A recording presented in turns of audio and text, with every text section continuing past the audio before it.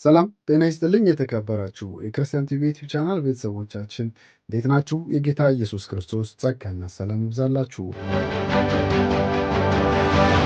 መጽሐፍ ቅዱሳችን በመጽሐፈ ምሳሌ 31ኛው ምዕራፍ 10ኛው ቁጥር ላይ ልባምን ሴት ማን ሊያገኛት ይችላል? ዋጋዋ ከቀይ ዕንቁ እጅግ ይበልጣል ይላል። እንደዚህ አይነት ልባም ሴቶች በምድራችን በእኛ ዘመን በጥቂቱም ቢሆን ይገኛሉ። ይህቺ ቅዱስ መጽሐፍ ልባም ብሎ እንደሚጠራት አይነት የሆነችው እህታችን ይልዳና ከተዋሕዶ ቤተ ክርስቲያን በተሐድሶ እንቅስቃሴ ወጥቶ እውነተኛውን የክርስቶስ ኢየሱስ ወንጌል በነፍሱ ተወራርዶ በብዙ ዋጋ መክፈል እየሰበከ ከሚገኙ ወንድማችን ሜሎስ ጋር በጋብቻ ሊጣመሩ ቀኑ ደርሷል። ሰርጌ ነው ዛሬ ሰርጌ ነው ዛሬ ሰርጌ ነው ዛሬ ሰርጌ ነው ዛሬ ሰርጌ ነው ዛሬ ሰርጌ ነው ዛሬ ሰርጌ ነው ዛሬ ሰርጌ ነው ዛሬ ሰርጌ ነው ዛሬ ሰርጌ ነው ዛሬ ሰርጌ ነው ዛሬ። እንደ ሀገራችን ባህል እንደ ወግና ስርዓታችን ወንድም ሜሎስ በዚህ ሳምንት ሽማግሌ ልኮ እሽታን ከእህታችን ቤተሰቦች አግኝቷል። አገልጋይ ሜሎስና ይልዳና ለእኛ በግል ወዳጆቻችን ሲሆኑ ሁለቱም በተለያየ ጊዜ በክርስቲያን ቲቪ ስቱዲዮ በመገኘት እጅግ ደስ የሚሉ የሚባርኩ መንፈሳዊ ቁም ነገሮችን አካፍለውን ነበረ። ያደግኩት ሙሉ ወንጌል ቤተክርስቲያን ነውና ቤተክርስቲያኔ በጣም በጣም በጣም ተጽዕኖ አድርጋለች ብዬ ነው ማምነውና በጣም ነው ማመሰግናቸው ፓስተሮቼን። ምክንያቱም ጎበዝ ሴት እንድንሆን መጽሐፍ ቅዱስ የሚላትን አይነት ሴት እንድንሆን አድርገው በደንብ ሰርተውናል። በነፃነት እንድንናገር ጎበዝ ቤቷን የምትጠብቅ ጎበዝ ሴት እንድትሆን አድርገው የእውነት አሳድገውናልና በጣም ላመሰግናቸው እወዳለሁ። በጣም ከዛ ውጭ ቤተሰቦቼም ክርስቲያኖች ናቸው። በጌታ ቤት ነው ያደግኩትኝና እናቴ በጣም ጎበዝ ሴት ናት። እሷን እያየሁም ነው ያደግኩትና የእሷም ተጽዕኖ አለበት ብዬ አስባለሁኝ። ምክንያቱም ሴት ልጅ ጥበበኛ መሆን አለባት፣ ቤቷን መጠበቅ አለባት እና ከእሷም በጣም ብዙ ነገሮችን ተምሬያለሁና ቤተሰቦቼ እንደገና ደግሞ ያደግኩበት ቤተክርስቲያንም በደንብ ተጽዕኖ አድርገዋል። ከዛ ውጪ ግን በቤተክርስቲያን አድርገው ብዙ ስለወጣ ስላየሁኝ እሱ ብቻ አይደለም። በራስም ጎበዝ መሆን አለብህ፣ ጠንካራ መሆን አለብህ።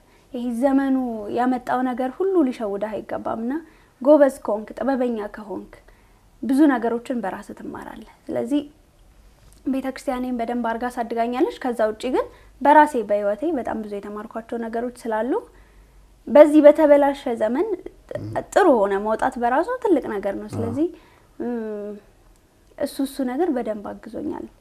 ድርሰት ነው የሚመስለው ላልከው በጣም ብዙ ሰው ብሎናል። እንደውም የሸመደደቿን ስክሪፕት እስክትጨርስ ነው እስኪ ታወራ ምናምን ያሉኝም ሰዎች አሉ። እኛ ቅድም እንዳልከው ህይወት ነው ያወራ ነውና በዚህ ዘመን ላይ እንደዛ አይነት ሰው አለ ወይ ለማለት ራስህን መጠየቅ ነው። በቃ ይሄ እኮ ግልጽ ነው። ራስህን ጠይቅ። እንደዚህ አይነት ሰው አለ፣ እውነት ይኖራል እንደዚህ አይነት ሰው ምናምን ከምትል አንተ ራስህ በዛ ቦታ ላይ ተገኝተሃል ወይ? አንተ ራስህ በቂ ነህ ወይ? ለማፍቀር ዝግጁ ነህ ወይ? ገባህ አይደለ? እንደዚህ አይነት ጥያቄዎችን ራስን መጠየቅ ያስፈልጋል። ብዙ ቦታ ስላየሁኝ ነው አንዳንድ ኮሜንቶችን አይቻለሁ። የምር እንደምትሉት ሰው ግን አለ እንደምትያት አይነት ሴት አለች ምናምን ይሉኛልና አንተ ለምን አትሆንም? ሌላ ሰው ከምትጠብቅ አንተ ለምን አትሆንም? እኔ ተናግሬያለሁኝ። ፍቅር አለ ብለው የሚጠይቁ ሰዎች ስላሉ አንተ ማፍቀር ትችላለህ? ራስ ዝግጁ ነህ ለማፍቀር? ለትዳር ምናምን ትዳር ውስጥ ብትገባ ብቁ ወንድ ትሆናለህ? እሱን ነገር መጠየቅ ያስፈልጋል ብያለሁ። እንግዲህ በኢትዮጵያ ኦርቶዶክስ ቤተክርስቲያን ውስጥ ነው እድገቴ። ቤተሰቦቼ በተለይም በአባቴ በኩል የካህናት ቤተሰቦች ናቸው። ስለዚህ እኔም በኦርቶዶክስ ቤተክርስቲያን ውስጥ ባለው ትምህርት የመሳተፍ እድል ነበረኝ። ስለዚህ በነበረው የቲዮሎጂ መርሃ ግብር በቅድስት ሥላሴ መንፈሳዊ ኮሌጅ እዛ በዲግሪ መርሃ ግብር ተምሬ የተለያዩ አድባራት ላይ በመሄድ ቃለ እግዚአብሔርን በማካፈል ያኔ በገባኝ መጠን የእግዚአብሔርን ቃል በመናገር በማስተማር አገልግሎት ላይ ነበር የነበርኩት። እንግዲህ ወደ ጌታ የመጣሁበት አጋጣሚ በተሐድሶ እንቅስቃሴ ውስጥ ነው። በተሐድሶ እንቅስቃሴ ውስጥ የሚያገለግሉ የነበሩ ወንድሞች በሚጽፏቸው ጽፎች እነሱን በማንበብ ነው ወደ ጌታ ለመምጣት የቻልኩት። እዛ ላይ የነበሩት አንዳንድ ሰዎች ጥያቄ ፈጠሩብኝና እነሱን የማግኘት እድል አጋጠመኝ። ከነሱ ጋር ማውራት ጀመርኩ። ከዛ በኋላ ደግሞ ወደ ቅድስት ሥላሴ መንፈሳዊ ኮሌጅ ገብቼ እዛ የነበረውን ትምህርት እና በፊት የተማርኩት ትምህርት በጣም ይለያይ ነበር። እዛ የነበሩትን ኮርሶች የተማርኩትና ቲዮሎጂ ውስጥ የነበረው ትምህርት ፈጽሞ ይለያይ ነበር። ሞር ሰንበት ትምህርት ቤት ውስጥ የሚሰጥ ትራዲሽናል ቤዝ የሆነውን ትምህርት ነው። ቲዮሎጂ ግን ስንገባ ከትራዲሽናል ወጥተን ኢንተርናሽናል ያለውን ሐሳብ ማወቅ ጀመርን። ትክክለኛው የመጽሐፍ ቅዱስ ትምህርት ምንድነው? እሱ ብቻ ሳይሆን ኦርቶዶክሳዊ ራሱ ትምህርት ምን ነበር የሚሉት ሐሳቦች ከጓደኞቼ ጋር ጥያቄ ያነሳን እንነጋገር ነበር። በሰንበት ትምህርት ቤትም ስንማር የነበረው ነገር ምንድነው? በቃ በዶግማ አንድ እንደሆንን በስርዓት ብቻ በተለየ መንገድ ነው እንጂ የምንለያየው መሰረታዊ በሆኑ ጉዳዮች ላይ አንድ እንደሆነ ነበር ማውቁ። እንግዲህ ታቦት ትልቅ ኢሹ ነው አይደል? እንደ ቀላል የሚታይ ጉዳይ አይደለም። ይህ ትልቅ የሚባለው ነገር በህንድ ቤተክርስቲያንና በኮፕቲክ ቤተክርስቲያን እንደሌለ ስናውቅ ትልቅ ጥያቄ ፈጠረብን ማለት ነው። ባልና ሚስት ከአንድ ወንዝ ይቀዳሉ ለሚባለው እነዚህ በመንፈሳዊ ነገር የተባረኩ ወዳጆቻችን ቲክቶክ በተሰኘ መርሃ ግብር ተዋውቀው ዛሬ ለታላቅ ቁም ነገር ወቅተዋል። ለመሆኑ ወደኛ የመጡ ጊዜ ስለ ትዳር፣ ስለ ሪሌሽንሺፕ፣ ስለ ቤተክርስቲያን፣ ስለ ክርስቶስ ምን አሉ? ያ እውነት ዛሬ ለመጣመራቸው ምክንያት የሆነን የሚለውን ልናካፍላችሁ ወደ እናንተ መጥተናል። ተከታተሉ። ወንድና ሴት እኩል ሊሆኑም አይችሉም፣ ተፈጥሯቸውም አይደለም። ምንድን ነው ያያያቸው? ስንፈጠርም እኩል አይደለንም፣ አንድ አይነትም አይደለንም። እኩል ናቸው የምትለው የሆነ አንድ አይነት የሆኑ ነገሮችን አምጥተህ ስታነጻጽር ነው። እኛ እኩል አይደለንም፣ አንድ አይነትም አይደለንም። ስለዚህ ቤተክርስቲያናችን ስለ ፍቅር ስታስተምረ ክርስቶስንና ቤተክርስቲያንን አምጥታ ያሳየችን። ስለዚህ ባል የሴት ራስ ነው። 4 ነጥብ በፊትም ጀምሮ ነው እንደዚህ ሪሌሽንሺፕ እና ትዳር ነክ ጉዳይ ላይ በደንብ ፎከስ አድርጌ እሰማለሁም። በቃ እኔም ጆሮዬም በደንብ የተከፈተ ነው። ፓስተር ቸሪ ደግሞ ሞር በደንብ ቲክቶክ ላይ ስመጣ ደግሞ የሱን ነው ይዤ የመጣው። ቺት ማድረግ ቀለዋል፣ መለያየት፣ ትዳር መፍረስ፣ በቃ በተጋቡ በ2 ወራቸው በ3 ወራቸው ተፋቱ ይባል ነገርን ትሰማለህ። ሲንግል ማም ሲንግል ዳድ በጣም እየበዛ ነው አለች። የሆነ ስትጀምራት አካባቢ እንጂ የምትጣፍጥ ስሜት አለች። ከቪዲዮዎች ተነስተው በጣም ብዙ ፌሚኒስት ነን የሚሉ ሴቶች አልወደዱልሽም ንግግርሽ? እኔ ክርስቲያን ነኝ፣ መሰረቴ ቤተክርስቲያን ነች። እንደገና የምናገርበት መሰረት መጽሐፍ ቅዱስ ነው።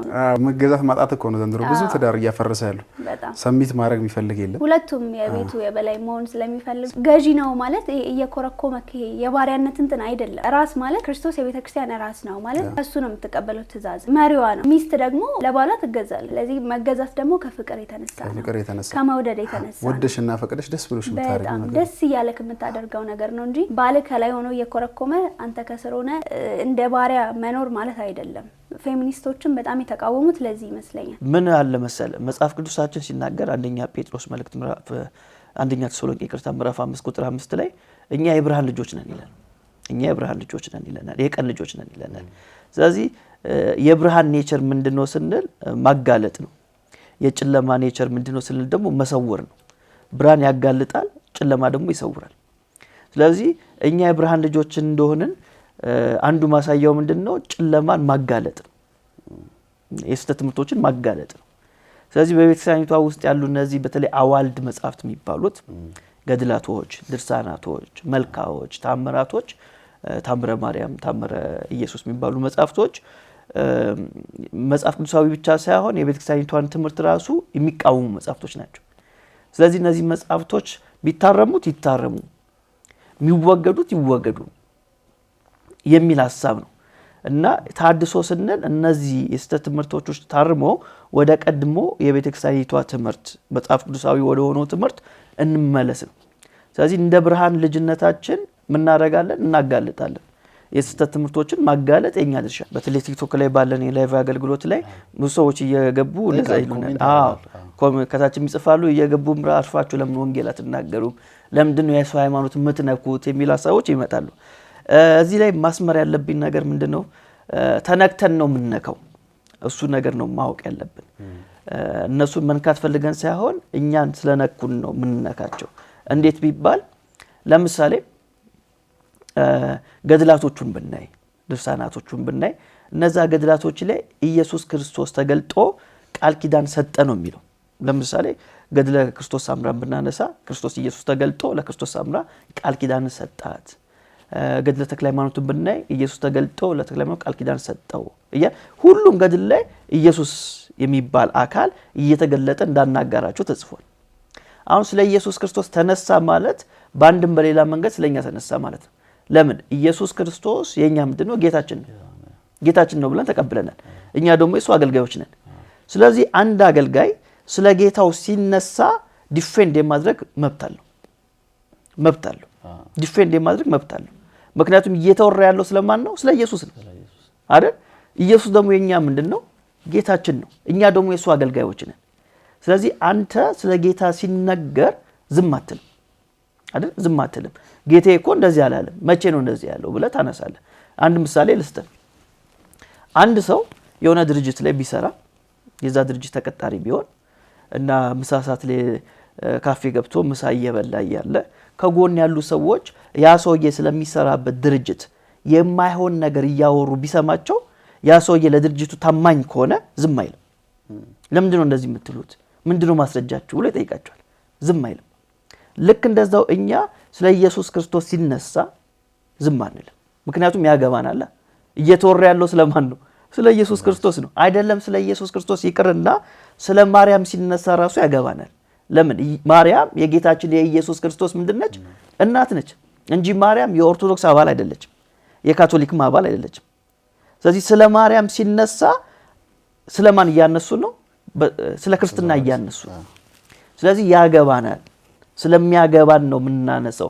እነሱ እኮ እየነኩን ነው አይደል? ስለ ኢየሱስ አወሩ ማለት ስለኛ እያወሩ ነው። ስለ ክርስትናም ነው የሚያወሩት ገድላቶቹ እኮ ብናይ አይደል? ለምሳሌ አንድ ምሳሌ እናነሳለን። ገድለ ተክለ ሃይማኖት ላይ ሰይጣኑን ገርዞ ክርስቲያን እንዳደረገው ተጽፏል። ስለዚህ ክርስትና የሚለውን ሐሳብ ያፋልስብናል። ምክንያቱም ክርስቲያኖች ወይም ደግሞ ክርስቲያኖች ስንል የኢየሱስ ክርስቶስ አካል ነች ቤተክርስቲያን አይደል? የክርስቶስ አካል ነች። ስለዚህ እዚህ አካል ውስጥ ሰይጣንም ተጨምሯል እያሉን ነው። ስለዚህ እንዴት ነው ዝም የምንለው? የቤተክርስቲያን ውስጥ ሰይጣን ተጨምሯል ሲሉን አልተጨመረም እንላለን ማለት ነው። ስለዚህ ገድላቶቹ ስለ ኢየሱስ ሲያነሱ ያገባናል፣ ስለ ኢየሱስ ክርስቶስ። ስለ ማርያም ሲያነሱ ያገባናል፣ ስለ መላእክቶችም ሲያነሱ ያገባናል። ሚካኤል እኮ ሲሉ መጽሐፍ ቅዱስ ላይ አለ፣ ገብርኤል ሲሉ መጽሐፍ ቅዱሳችን ላይ አለ። ስለዚህ ስለ መላእክትም ሲያወሩ እንዴት ነው እንደዚህ የተባለው ብለን እንጠይቃለን ማለት ነው። እኔ በራሴ ነው እንግዲህ ነገሮችን የማየው። ፍቅር አለ ወይ ካልከኝ እኔ ማፍቀር እችላለሁ። ገባ? እኔ መውደድ ስለምችል አለ፣ በደንብ አለ። እንደዚህ አይነት ሰዎች አሉ ወይ ካልከኝ በደንብ አሉ። ምናልባት ወይ የመገጣጠም ጉዳይ ሊሆን ይችላል፣ ወይ ደግሞ አንደኛው ጥሩ አፍቃሪ ሆኖ የሚያጋጥመው ሰው ደግሞ ፕሌየር ምናምን ሊሆን ይችላል። ገባ? እንደዚህ አይነት መሸዋወዶች ውስጥ ካልገቡ በስተቀር በእኛ ዘመን ፍቅር አለ። ግን ደግሞ ያንን ፍቅር የሸፋፈነብን ደግሞ በጣም ብዙ ነገር አለ። ከምናያቸው ፊልሞች፣ የምናያቸው ቲክቶኮች ገባ? ብዙ ነገርን ቀብተው ስለሆነ የሚያሳዩን ያንን ነገር ነው የምንፈልገው። በቃ ያየናትን ያቺን ነገር እና ልክ ሪል የሆነ ሪሌሽንሺፕ ውስጥ ስንገባ መጋጨቶች ሲመጡ፣ ጥሩ ያልሆኑ ነገሮች ሲመጡ ግራ ይገቡናል። እንዴ ፍቅር ላይ እንደዚህ ያለ እንዴ ያየሁት እንደዚህ አይደለም ብለ የማነጻጸር ጉዳይ አለ። ያ ስለሚሆን ነው እንጂ በእኛ ዘመን በደንብ ነው ፍቅር ያለው። እና ያንንም ነገር ለማውጣት ነው ብቁ ወንድ ብቁ ሴት ያንን ነገር ለመፍጠር በደንብ እርስ በርስ መሰራራት አለብን ብዬ አምናለሁ እንጂ ፍቅር ሙሉ ለሙሉ ጠፍቶ አይደለም በእኛ ዘመን አለ። ግን ያን ነገር የሚሆን ከሚሰማው ነገር ተነስቶ ያን ነገር መሆን የሚፈልግ የለም። ፍቅር አለ ወይ ብሎ የሚጠይቀውም ሰውዬ ለማፍቀር የተዘጋጀ አይደለም። የተዘጋጀ ነው ወይ ብሎ መጠየቅ ያስፈልጋል። አሪፍ ነገር ነው የነገርሽ። ራሴን ጠይቃለሁ። እኔም ከዚህ በኋላ ቪዲዮዎች ላይ ያው እንግዲህ በጣም የምናወራው ከዛ ቪዲዮ ተነስተን ስለሆነ ብዙ አነጋጋሪ ስለነበር ያየው ሪሌሽንሺፕ የሚጀምረው ከመጀመሪያ ከፍሬንድሺፕ ነው ምናምን የሚል ነገር አውርተሽ ነበርና እኔም እቀበላለሁ እሱን ነገር። ግን አሁን በእኛ ዘመን ላይክ እንደ ክርስቲያን ነው እኔና አንቺ የምናወራው፣ ሚዲያውም ክርስቲያን ሚዲያ ስለሆነ በእኛ ዘመን በጣም ብዙ ክርስቲያን ወጣቶች ከማያምኑ ጓደኞቻቸው ጋር ፍሬንድሺፕ ውስጥ ገብተው ከዛ ያ ነገር ወደ ሪሌሽንሺፕ ይቀየራልና ከማያምኑ ሰዎች ጋር ፍቅር ውስጥ ይገቡና አንደኛ ከቤተ ክርስቲያን ይርቃሉ፣ ሁለተኛ ነገ እግዚአብሔር ያዘጋጀልሽ ቅዱስ ጋብቻ በቤተ ክርስቲያን የምታረጊውን ነገር እሱን እንዳታረጊ እንቅፋት ይሆንብሻልና በጣም ብዙ ችግር ነው እየተፈጠረ ያለው በዚህ ጉዳይ። አንደኛ አንቺ ከማያምን ሰው ጋር ፍቅር ግንኙነት ውስጥ ገብተሽ ታውቂያለሽ? ገጥሞሻል ወይ? ሁለተኛ በእንደዚህ አይነት ሁኔታ ውስጥ ያሉስ ልጆች ማለት ትክክል ነው ብለሽ ታምኛለሽ? ከማያምን ሰው ጋር አብረሽ ሪሌሽንሺፕ ውስጥ መግባት ከፍሬንድሺፕ ተነስቶ የመጣ ሪሌሽንሺፕ ማለት ነው ትክክል ነው ብዬ አላምንም። ምክንያቱም ብዙ ነገር አለ። ፍቅር ብቻውን በቂ አይደለም ሪሌሽንሺፕ ለመጀመር። ፍቅር ውስጥ ራሱ በጣም ብዙ ነገሮች አሉና ስለተዋደድክ ብቻ ሪሌሽንሺፕ አይሆንም፣ ፍሬንድሺፕ አይቀየርም። ስለተዋደድክ ስለተፈላለክ ብቻ ማለት ነውና በዚህ ላይ በደንብ አጠንክሬ መናገር የምፈልገው አካሄዳችንን ማወቅ ነው። ለምሳሌ አሁን ክርስቲያን ያልሆኑ ጓደኞች ቢኖሩኝ አካሄዴን ካለየሁኝ ወደዛ ወደ ሪሌሽንሺፕ የሚመራኝ አይነት ከሆነ እኔ ጋር ነው ችግሩ ማለት ነው። ስለዚህ እንደዚህ ግን ፍቅሩ ስትሆኝ አካሄዱን የምታስቢበት ፍቅሩ ዝም ብለህ እኮ አትገባም ዝም ብላ አትገባም። መጀመሪያ ፍሬንድሺፕ ውስጥ እያለክ የሆነ ነገር አለ ማለት ነው። ስለዚህ ፍሬንድሺፕ ውስጥ ራሱ እያለክ ያንን ነገር ማቆም መቻል አለብህ። ወደ ሌላ ነገር የሚሄድ ከመሰለክ ያንን ነገር ማቆም መቻል አለብህ እንጂ ፍቅር ውስጥ ዝም ብላ አትገባም። መላመድ መተዋወቅ ምናምን እያለ እየሄደ ነው እያደገ ወደ ፍቅር የሚቀየረው ነው እኮ። ለመላመድ እኮ የሃይማኖት ድንበር የለም። ትላመጃለሽ ከኖርማል ጓደኛሽ ጋር፣ ከዛ ያ ነገር ወደ ፍቅር ሲቀየር ያኔን እምነቴ ምናምን ብለሽ እንትን የምታረጊበት አቅሙስ ይኖርሻል። አይ እንደዛ አይኖርም። ፍቅር ነው በቃ። አንዴ ከገባ ገባ ነው። ለዛ ነው ገና አካይደህን መመርመር አለብህ እምልህ እንጂ በስሜት ብቻ እንደ ባለ አይምሮ፣ እኛ ደግሞ ክርስቲያኖች ነን አይደል? እንደ ባለ አይምሮ አካይደህን መመርመር አለብህ እንጂ ዝም ብለህ ብቻ የፍቅር ስሜት ስለተሰማ ተነስተ የምትገባበት ጉዳይ አይደለም። ኢቭን ትዳር ውስጥ በጣም ብዙ ሰዎች አጋጥመውኛል። ትዳር ውስጥ ገብተው በጣም ብዙ መከራቸውን የሚያዩ ሰዎች ማለት ነው። መጀመሪያ ይመስልሃል በቃ የሚቀጥል በቃ ችግር የለም እንቻቻላለን፣ አንተም በሃይማኖት እኔም በሃይማኖት ምናምን ብለን እንገባና ልክ ትዳር ውስጥ ከተገባ በኋላ በጣም ብዙ ችግር አለ። በጣም ብዙና አይመስላቸውም። ፍቅር ውስጥ ሪሌሽንሺፕ ውስጥ እያሉ የሚበላሽ አይመስልም ነገርየው። ከዛ በኋላ ግን በጣም ዝብርቅርቁ የወጣ ነገር ውስጥ ነው የሚገባው። ምክንያቱም ለእምነቱ ያልታመነ ሰው እምነቱን ጥሎ እኔ ጋር የመጣ ሰው ለትዳሩ ይታመናል ብዬ ማመን አልችልም ከብዬ። ምክንያቱም መጀመሪያ ለእምነት ነው አይደለ ሰሚት ማድረግ ያለብን። ከዛ በኋላ ነው ሌሎች ነገሮች የሚቀጥሉትና እምነቱን ያላስቀደመ ሰው እኔ ጋር መጥቶ ሪሌሽንሺፑን ያስቀጥላል ማለት አልችልም። ከዛም በኋላ ደግሞ አዘ ክርስቲያን ደግሞ ደስ የሚለው እኮ እሁድ ሲመጣ ራሱ ደስ አይልም? አብረ ቤተክርስቲያን ስትሄድ ቃል አብረክ ሼር ስታደርግ ጸልየ ስተኛ በቃ እምነት አንድ ሲሆን የሚያግባባ ቋንቋም አለ። አንድ የሆነ ቋንቋ ያግባባሃልና ግን በቃ የተለያየ ነገር ከሆነ ግራ ነው የሚገባ። ወዴት እንደምትሄድ ራሱ ግራ ይገባሃል እና ያኛውም ሰው ሊስብ ይችላል። ያልሆነ ነገር ውስጥ ትገባለህ። ስለዚህ እምነት በጣም ትልቁ ዋናው ጉዳይ ነው። እንደውም ሁለታችሁንም መሰረት መሆን ያለበት የእምነት ጉዳይ እሱ ላይ ተነስተ ነው ከዛ በኋላ የምትቀጥለው እንጂ ያለዛማ ነገሩ ይበላሽብሃል፣ አይሆንም። ከቤተሰብ አንፃር ጉዳት አለው። ቤተሰብ ውስጥ ግጭት ሊፈጠር ይችላል። እንዴት አድርገ ያንን ቤተሰብ አንድ ታደርጋለህ? የሆነ ፕሮግራም እንኳን አዘጋጅተህ ብትጠራ የተደበላለቀ ነገር ነው የሚፈጠረውና ከቤተሰብ አንፃር በለው ሳይኮሎጂካሊ አንተም ትጎዳለህ። እንደገና በቃ ወዴት እንደምትሄድ ነው ግራ የሚገባ መንገዱን ነው የምትስተውና እንደ ክርስቲያን ደግሞ እኛ በጣም መጠንቀቅ አለብን ብዬ አስባለሁኝ። እንትን አጋጥሞ ያቀም በቃ እኔ እስበዋለሁ ያንን እኮ አመጣዋለሁ ምናምን ነገር በጣም ያስቀብሏለሁ ጌታ ነው። እኔ በቃ እንትን ካለ በኋላ ጌታን ይቀበላል መሰክርለታለሁ ምናምን ብለው በጣም ብዙ የማይሆን ነገር ነው። ግን ትዳር ውስጥ ደግሞ አይገባም። ትዳር ውስጥ ገባህ ማለት የማትወጣበት ቤት ውስጥ ገባህ እንደማለት ነው በቃ። ስለዚህ የማትወጣበት ነገር ውስጥ ከገባህ ደግሞ እንዴት ማትላቀቀውን ነገር ይዘህ ትገባለህ? ይሄ በጣም ከባድ ነው። እንደገና እንዳልከው ልጆች ከመጡ በኋላ ወዴት ይሄዳል? ለልጁም ግራ መጋባት ነው የምትሆነው። ገባ? ኢቭን አንተ ተቀብለው እንኳን ብትኖር ልጆች ከመጡ በኋላ አንዱን ምረጥ ነው የምትለው። በየትኛው መንገድ እያስተማርክ ታሳድገዋለህ? ምኑን ታስተምረዋለህ?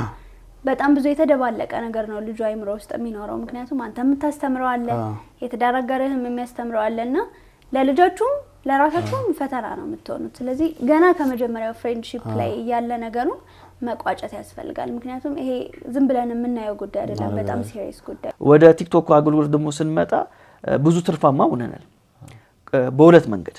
አንደኛው ነገር በጌታ ያልሆኑ ሰዎች ላይቭ እየገቡ ጌታን ተቀብሏል። ብዙ ሰዎች አይቻሉ ነው መስከረ በጣም ብዙ ሰዎች ኢቭን ቲክቶክ ስንጀምር ይሰድቡን የነበሩ ኮሜንት ላይ ይሰድቡን በጣም ይሰድቡን ነው እየገቡ ይሰድቡን የነበሩ ልጆች ጌታን ተቀበሉ አሉ። እዛው ምስክርነት የሰጡ ልጆች አሉ።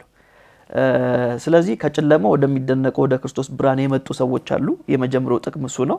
ሁለተኛው ደግሞ ክርስቲያኑ ደግሞ ላይ ደግሞ መነቃቃት ፈጥሯል። ክርስቲያኑ ሆኖ ግን መጽሐፍ ቅዱስን የማያነቡ ወይም ደግሞ ጥልቅ በሆነ መረዳት ውስጥ ያልነበሩ ሰዎች አሁን ማንበብ የሚፈልጉ ማጥናት የሚፈልጉ ሰዎች ኮንታክት እያደረጉ ነው። እኔ ራሱ በግሌ ከቲክቶክ ውጪ ዙም በሚባለው ፕላትፎርም ላይ እንደዚህ ሰዎችን እየሰበሰብኩ ተከታታይ የመጽሐፍ ቅዱስን ትምህርት አስተምራለሁ። ታስተምራለህ? አዎ እያስተማርኩ ነው ያለው። ውጪ ዓለም ላይ በተለይ ያሉ ከኢትዮጵያ ውጪ ያሉ ሰዎችን እያስተማርኩ ነው ያለው። ቀን መድቤ ዙም ላይ ሌላ ሰው ሳይገባ ማለት ነው ክሎዝድ የሆነ ተከታታይ ትምህርት አሁን ነገረ ክርስቶስን ጀምረናል። ስለ መዳን ትምህርት ደግሞ በሳምንት አንድ ቀን እያስተማርን ነው